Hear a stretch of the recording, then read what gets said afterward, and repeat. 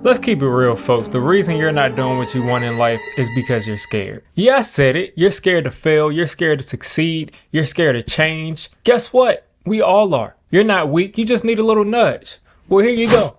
So people are naturally scared. I mean, people are scared. Like, you can be scared to succeed.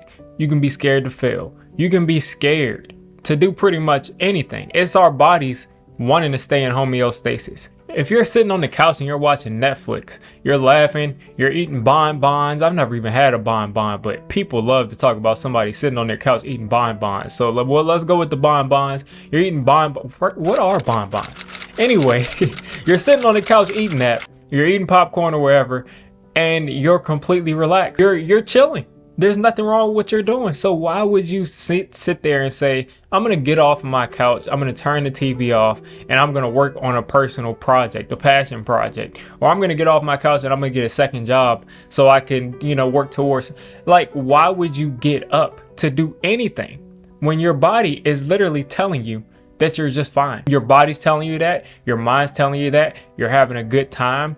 That is very scary, to jump off into the unknown when the known right now feels pretty comfortable. And even if it's stressful, the known gives you that security of knowing, listen, no matter what happens, I know what's coming. If you're in the middle of being bankrupt, guess what? You filed for bankruptcy. You know what's going on. For the 7 years, your credit's going to be frozen, whatever your terms are, whatever that is. In the worst scenarios that you can think of, you know what's coming when you're in that scenario. But then adding on, a sneaky third option where this could possibly happen and you don't know if it's going to happen and you don't know what factors are going to come up, what's going to change things. You can get completely caught off guard and be unprepared for what's coming. Why didn't y'all tell me my collar wasn't fixed? Why didn't you see y'all are scared to tell me that my collar's fixed? It's okay. I'm not gonna be upset if you tell me my collar was inside my sweater. Like, I'm not upset at you. You don't have to be scared about that. So let me talk to you about this channel. This channel, I'm about 6 or 7 videos in,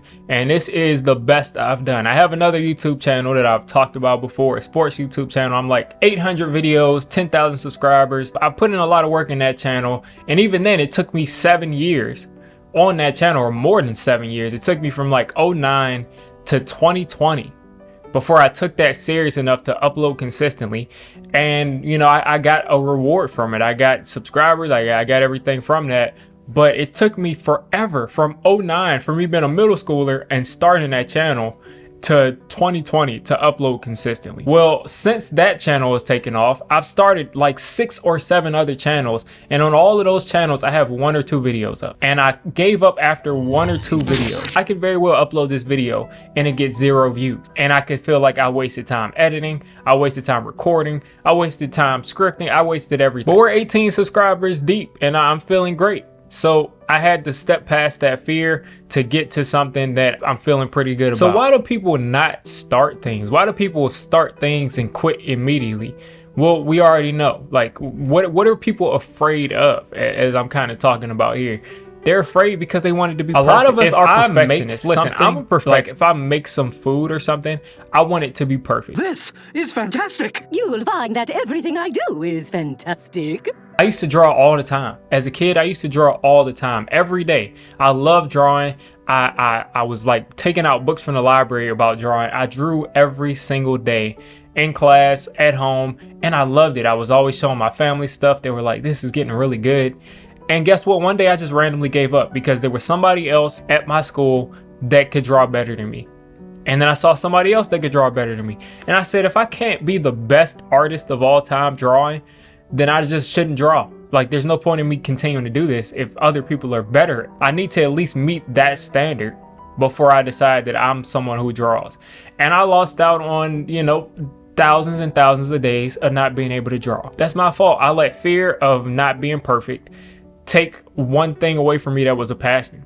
And this is what we all fall into. We fall into the perfectionist trap where we say, like, I'll start this or I'll do this when I have, this resource. I'll revisit my channel when I get a microphone and editing software and a camera and 2 lights. Guess what, folks? You know what I started when I got my YouTube channel to the first 5,000 or 6,000 subscribers? I was using a $20 lapel mic, I was using two lights that I'm still using right now, and I was using my phone. I was using my phone.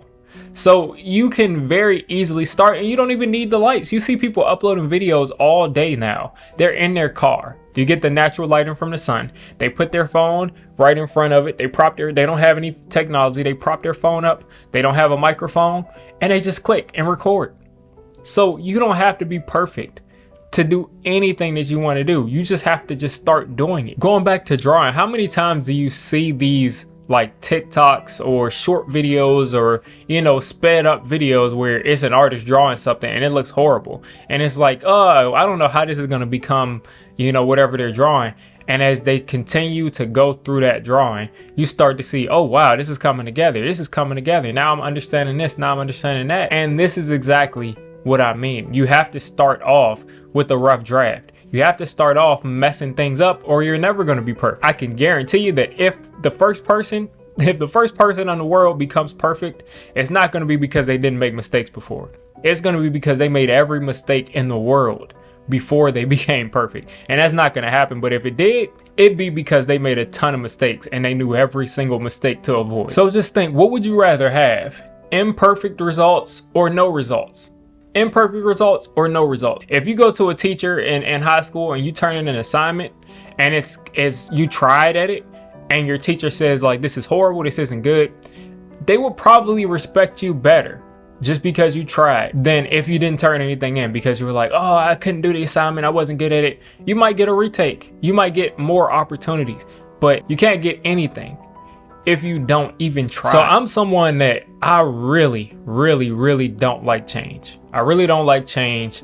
When I get into a sweet spot in my life, I could very well sit there forever. I could sit there forever and just enjoy myself because I have, you know, my comforts, how I want it for that particular situation. And I don't really like change. Like if I'm sitting here and I'm having a good time, I don't then want to go randomly explore something else that could benefit me, but could also, you know, stress me out, could also cause me some tension. And this is something that we also all deal with. How can you transform without pain? How can you transform without discomfort? One thing about anime, you can say what you want about anime, but one thing that they depict beautifully in most of their shows is that characters, before they get to whatever next stage of themselves, they have to go through a tremendous amount of pain. Look at Dragon Ball Z, constant yelling. Bleach, I mean, the dude's yelling his heart out. In order to get to that next stage of where you want to be, you're gonna have to go through some pain. And if you don't go through the pain, you're just not gonna get there. It's just, I mean, you may be happy in the moment. When you're forced to make that change, you're going to look back and say, I could have done this 10 years ago and it would have been a lot easier, a lot smoother, and I would have been much farther than I am right now. Just think about it this, like you have a routine, you're there, you know, you get up every day at 10 a.m. You go for a walk, you come back home, you eat, you do whatever your favorite hobby is. It's time to play the game. Time to play the game. This is the life of an unemployed person. You can do whatever you want all day. Why would you want to go get a job? By now, you all should understand fear is something that we all are going to experience. Nobody is calling you a coward for having fear. You're a coward for having that fear and not acting on it. And what I mean by that is a lot of times I find myself reframing things. In a situation where I'm scared of something, like whenever I've given presentations, whether that be school, whether that be work, people usually say, you did such a great job giving that presentation. Like, how do you get over stage fright? How do you get over talking in front of people and not get nervous and not mess things up? And they asked like if I had anxiety or if I was fearful. I'd be like, yeah, I definitely had a bunch of anxiety. One thing about anxiety and cortisol, you know, is it's necessary. Those things are in your body. Anxiety, adrenaline, cortisol, those things are in your body so you can act. They're not in your body so you can shut down. Of course, if they get too high, you'll shut down. One glance was all it took to break my spirit. Once you start to have your stress levels rise, they're there for you to act. So what you have to do when you get in those situations where you're like scared and you're anxious, you have to literally take that energy and channel it into what you're doing. That energy is there for you to channel it. It's not there to shut you down. So take that energy, and put it into your presentation. Put it into your business. Put it into whatever you're starting, because that anxiety is there for a reason. It just means your body is working the way it's supposed to. And it also means, guess what? Whatever you're doing, you care about it. Because if you didn't care, you wouldn't be anxious about it. So that just means you're doing something purposeful. Every single time you face an obstacle where you're afraid, where you have a bunch of anxiety, and you overcome it, you literally level up. I can't wait to make a video about like RPGs where you're like ranking up and stuff, because I really feel like that's a way to live life. You don't want to completely gamify your whole life, because it is life, it is serious, but also like you're literally leveling up every time you face a fear. Every time you face a fear and you overcome it, you literally are leveling up. If you look at your favorite YouTuber right now and you watch their first video all the way up to their newest video, I promise their first video, the audio is going to be bad. Everything is going to be bad. They're not going to be talking the same way they talk. Like, they're still finding themselves as a creator. They're still finding themselves as a person. And eventually things get a little bit better and a little bit better and a little bit better. And then you have the person that you see today. There's no need to start at the top. You're never going to start. First of all, there's no fun in starting at the top. Imagine you play a game and the first thing you do is you get all of the best weapons in the game. You get all of the best resources in the game. And then you face against the boss and you press one button and you win. That's no fun. Like, at the end of the day, life has to be fun, or there's no point in living it. That's at least my opinion. I'm not saying life has to be easy or pain-free, but I am saying that life should be fun. And there's no fun in starting the game with all the resources and just hitting the button. This is why you see rich people and people who are like outrageously rich that are just depressed, that are just trying to find their purpose. And people are always like, why are rich people getting into submarines? Why are rich people doing it? Because they're literally trying to feel something. They're playing the game on easy mode and they beat the game as far as, you know, capitalism and everything under that. But they're playing the game on easy mode. At this point, I got to do a bunch of side quests. I used to be an adventurer like you.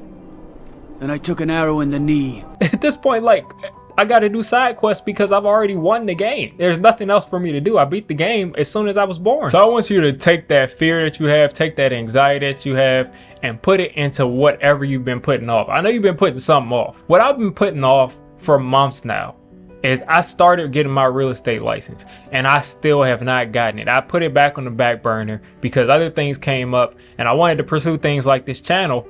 But listen, I got a year to take it and I got to finish it up because it's something that I want to do. So I want you to take your 15-20 minutes today that I know you have. Don't tell me you don't have 15-20 minutes today. Take that time and channel that fear and anxiety that you have into that project.